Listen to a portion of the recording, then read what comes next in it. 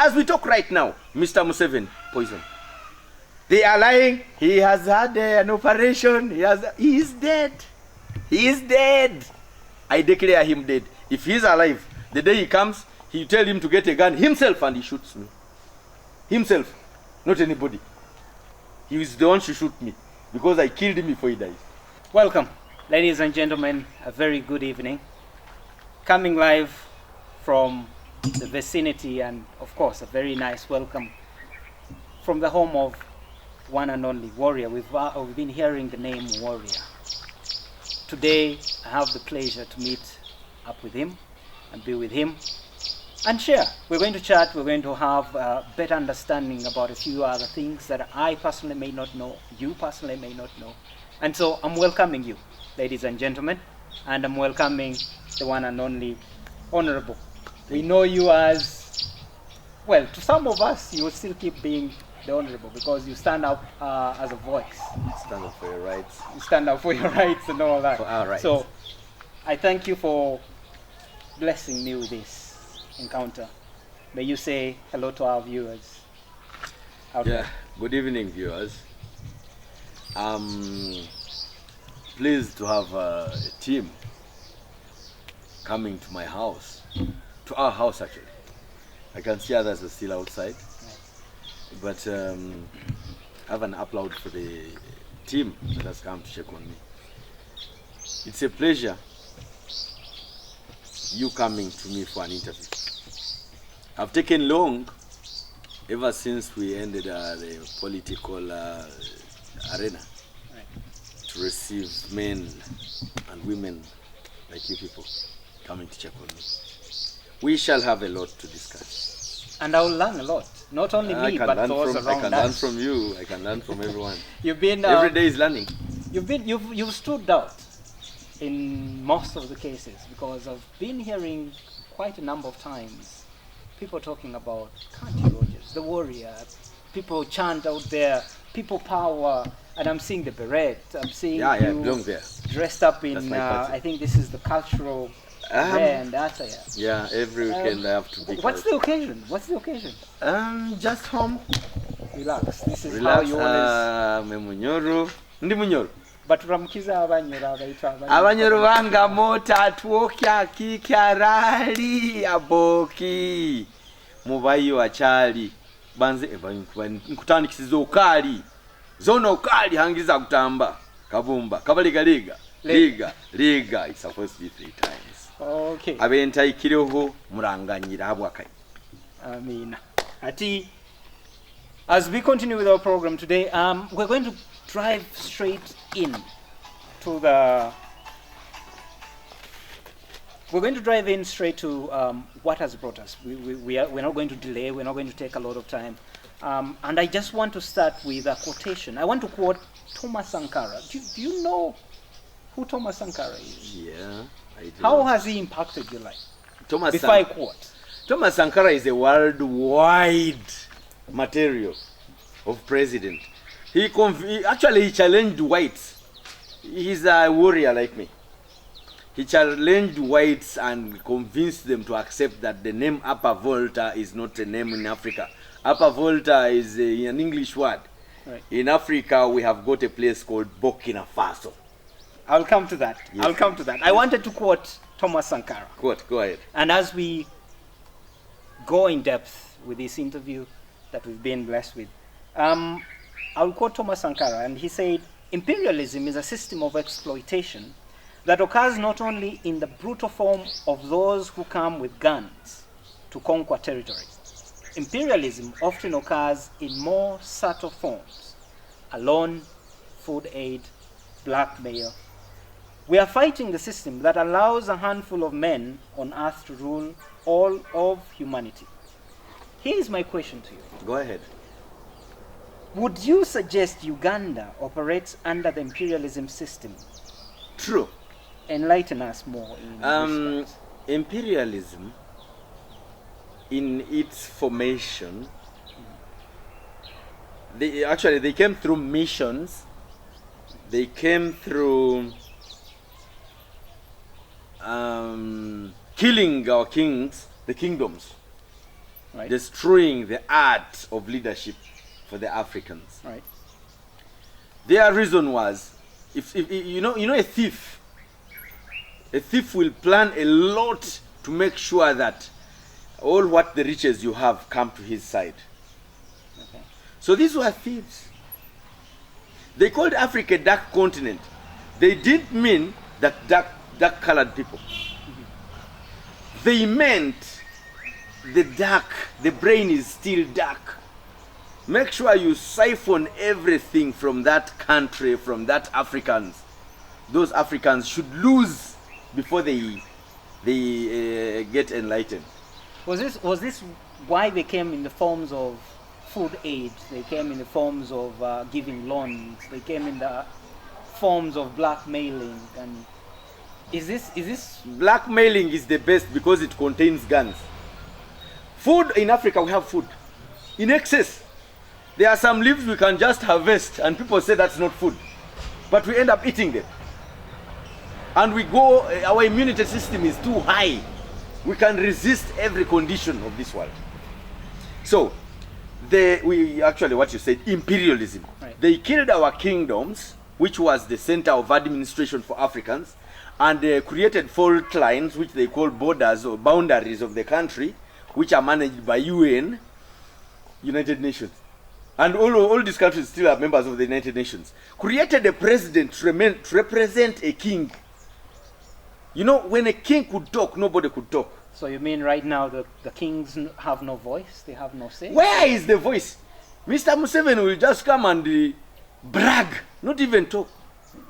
Brag in a kingdom. In ancient times, that was not there. He's supposed to be a native of the indigenous. To discuss, to advise. Actually, he was a judge. He was a top administrator. He was even a curative. Right. When you just reach the king, whatever the problem you had is finished. But now when you meet our Mr. President, Mr. President promises lies to this country. When he's speaking on cameras, on televisions, you feel like he is defending citizens. Like the kings used to do. That's the psychology. He does not defend that. He does not. He speaks like he's defending citizens. Whereas he's just offending citizens. Wait, you said giving money. Okay, yeah. Giving food aid. Loans and food aid. How much are the loans Uganda has that have got to be paid by the citizens and their resources? What is the purpose of it, Mr. President? Mr. President is a contract awarded by the people. Okay. They give you a contract to head affairs of that country. So it's a bill of quantities advertised. A free job. We need an administrator to administer resources of the country: water, forests, land, even the debts, even medical, education. All those ministries are supposed to be administered by Mr. President. So what do you think? What do you think about? Enlighten us a little. Let me first give the citizens what the food is Right. supposed to be like. Okay. In a soft composition, it's a contract that runs for 5 years. Okay. The citizens, when the Electoral Commission advertises that contract, the citizens award this contract to one person whose bill of quantities, which is the Constitution. Just like you want to stand, Robert Kyagulanyi Sentamu, what is your bill of quantities for the citizens? Mr. President Mugisha Muntu, what is your bill of quantities? That's your constitution. Mr. Museveni, Mr. Norbert Mao. Then we have got the rest of the kind. Actually, Katumba Oye. All of them have got a constitution, which is the bill of quantities, to prove to the citizens that if you gave me this top job, I will plan the country in this way, in this manner.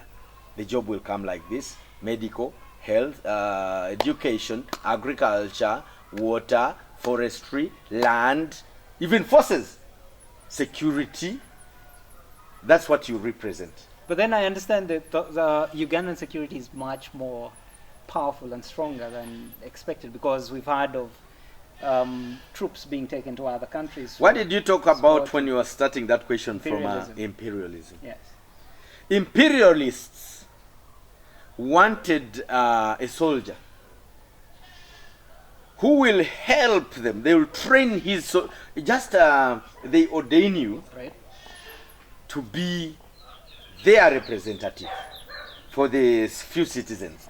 When they cite that you are a true fighter, you can give them the economy at free will. As long as you just get guns and soldiers are paid. You can steal that country, Congo, you can steal Rwanda, you can steal Sudan, you can steal Central African Republic and put it in our hands. Imperialism. You talked only about money, but this time, even the gun. The appearance of a gun shows me an imperialist is here. Understood. So, Mr. Museveni, Mr. President, is running us. But then, just a quick one. Go ahead. I've read in the papers, I think it was the Daily Monitor, and they had their headline saying each and every Ugandan has got a 1.5 million debt to pay. That was less. That was less. But where does it come from? If at all the imperialists are giving the loans, they call it the debt trap diplomacy. Oh, okay. Mr. Museveni will borrow money for COVID, for example. Right. His mafias around him, including whites, the imperialists themselves, they claim we are going to bring the vaccine. Put this money on this account. Put this money on this account. Finally, the vaccine is not there. You borrowed the money at the expense of your contract for the citizens. Okay. So, whatever money they are saying we are supposed to pay, you have how much? 1.5. That is less. It is approximately 4.5. Really? If we add these other 3 trillions they're giving to us, it's like 5 Wow. per citizen. So every citizen has got to pay 5 You million. have to pay it through taxes. And remember, the taxes you pay are supposed to have your welfare, like roads and hospitals, fixed to order. Ladies and gentlemen, I know we would go in depth. We can even talk until tomorrow. In regards Just ask to a few that questions. specifically. We talk to the citizens Yeah, of this country. Like I said, I love quoting Thomas Sankara. He's And your this one icon. is He's your icon. He is my icon, because there are ahead. certain things I look at and I'm like, okay, Why is Kabarega the Great not your icon? that will be for next time. Okay. I'm going to quote again Thomas Sankara. Yes, please. The great King Kabalega is coming into this. Mm. That's why I said Okay. coming in, Okay. or in the next few questions that we'll be enlightening upon. I'm going to quote Thomas Sankara again, and this is in regards to why you're called the madman of Tibanyire, Bunyoro, or of Uganda, I don't know. Because he might be the one holding that title at the moment. I'll quote Thomas Sankara. He said, "You cannot carry out fundamental change without a certain amount of madness. In this case, it comes from non-conformity. The courage to turn your back on the old formulas, the courage to invent the future. It took the madmen of yesterday for us to be able to act with extreme clarity today. I want to be one of those madmen," Thomas Sankara said. Yes. We must dare to invent the future. Now here is the question for you. Go ahead. Do you, Kanti Rogers, regard yourself to have a certain amount of madness because you do not conform to the decisions made by a handful of men controlling the system? And if yes, express your dissatisfaction. One thing is we are all mad. But the level of madness differs. Okay. Some have got the highest atrocity of madness. Those ones you see in town. So yours They are is not the mad. highest. They are not mad. Okay. They have a reason that is not answered. You can look at how we call them mad people. Mhm. Those clever mad. Okay, I call them clever people. You call them mad. Right. They put clothes on torn clothes, Right. like torn, let's say rags. But today, complete thinking citizens of this country, of this world, are putting on torn clothes and they call them damage. So It's fashion, it means It means the other people saw the fashion before, Right. so they are ahead of us. And you call them mad. So let's move, others will follow. It's true, I love to be mad. But my madness is redeemable. I switch it when I want something to be done. And when something is done, I switch it off. Okay. Yeah. We are all mad. What makes me mad is what is supposed to be for the occasion? What is supposed to be for the citizens?